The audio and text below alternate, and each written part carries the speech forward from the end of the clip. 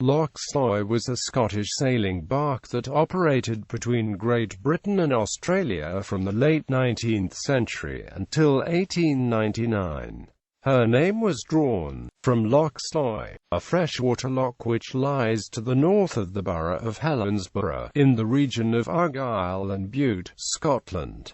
Ships Captains, 1877–1885 James Horne, 1885–1890 John McLean, 1890–1895 Charles Lehman, 1895–1896 James R.George, 1896–1899 William J. Wade, 1899 Peter Nicol. In the early hours of the 24th of April 1899, Loch Sloy overran her distance when trying to pick up the light at Cape Border and was wrecked on Brothers Rocks, about 300 meters from shore off Maupertuis Bay at Kangaroo Island, South Australia. Of the 34 passengers and crew on board, there were only 4 survivors, one who died from injuries and exposure shortly afterwards. History and description. Loch Sloy was built in 1877 by D&W. Henderson and Company, Glasgow, Yard No. 178 for the Glasgow Shipping Company, more commonly known as the Loch Line, under the command of Captain Peter Nicol. Loch Sloy was on passage from Glasgow to Adelaide and Melbourne with a load of general cargo and 7 passengers, including 2 women, David Kilpatrick, a cook from Glasgow, George Lamb, a clerk from Edinburgh, Robert Logan, a piano tuner from Inverness,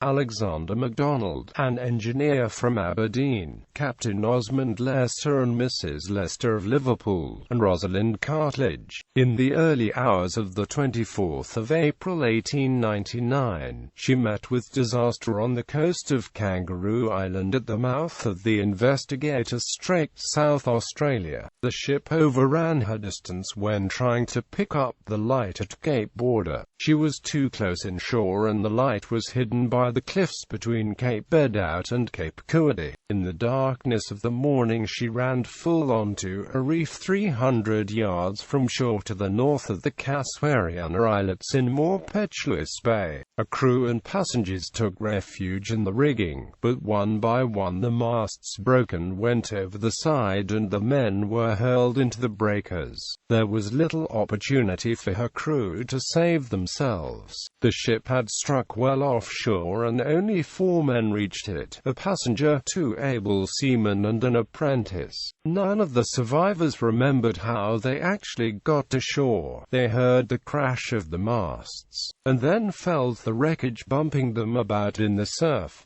Crew of the final voyage. Ship's officers: Captain Peter Nicol, 38, Peterhead, Aberdeenshire. First Officer John McLean, 25, Fortrose, Inverness-shire.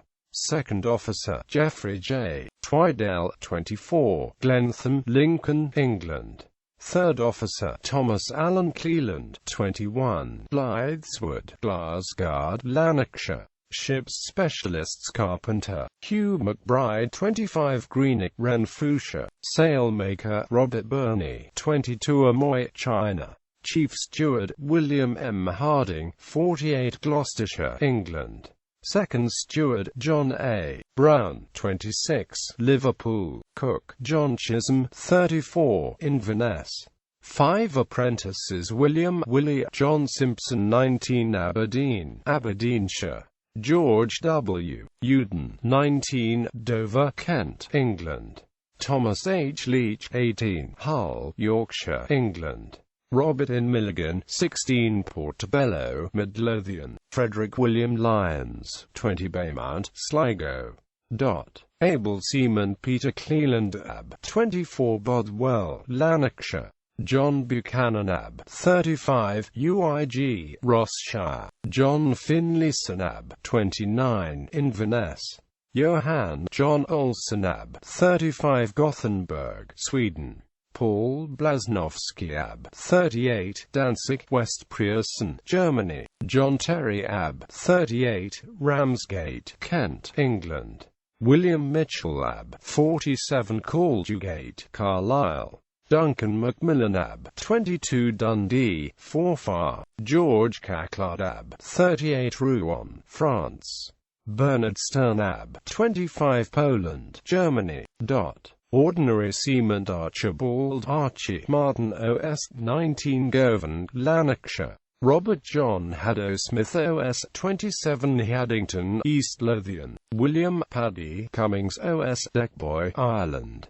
Survivors. The four survivors: David Kilpatrick, a passenger from Paisley, Renfrewshire; William John Simpson, a 19-year-old apprentice, and nephew of the captain; and two able seamen, William Mitchell and Duncan Macmillan, had to scale steep cliffs before they could even begin to get help. Kilpatrick was in a fearful state and could not climb up, but eventually his companions helped him to the top, cutting his feet badly during the climb. Macmillan, the strongest of the survivors, left to find assistance, but after 3 days he had not returned, and the remaining 3 men decided to try to reach Cape Border Lighthouse. Macmillan returned and, finding the others gone, again set out for help, this time finding the May family, one of whom rode to the lighthouse where a search was organized. The 3 other survivors were many miles from a settlement and were forced to survive on shellfish and dead penguins cast up by the sea. Unable to keep up with the others due to injuries and exposure, Kilpatrick was too ill to continue. The 2 others made him as comfortable as possible and he was left behind. Simpson and Mitchell were eventually found 17 days after the disaster in a terrible state, slowly making the way to the Cape Border Light Station. They were without food, having given all they possessed to Kilpatrick, but the remains of 2 dead penguins were tied around their necks. Mitchell subsequently stated that the ship was in fairly calm water half an hour before she struck. The boats might have been got out, but no attempt was made, the captain hoping to board ship. The body of David Kilpatrick was found nearly a month after the disaster. He was buried where found, and his stone grave can still be seen today as a memorial to those who died in shipwrecks on Kangaroo Island's west coast. Aftermath. The ship's wreck site is protected by the Commonwealth Historic Shipwrecks Act 1976 and is located at 36.0000 degrees south, 136.6800 degrees east, minus 36.0000, 136.6800.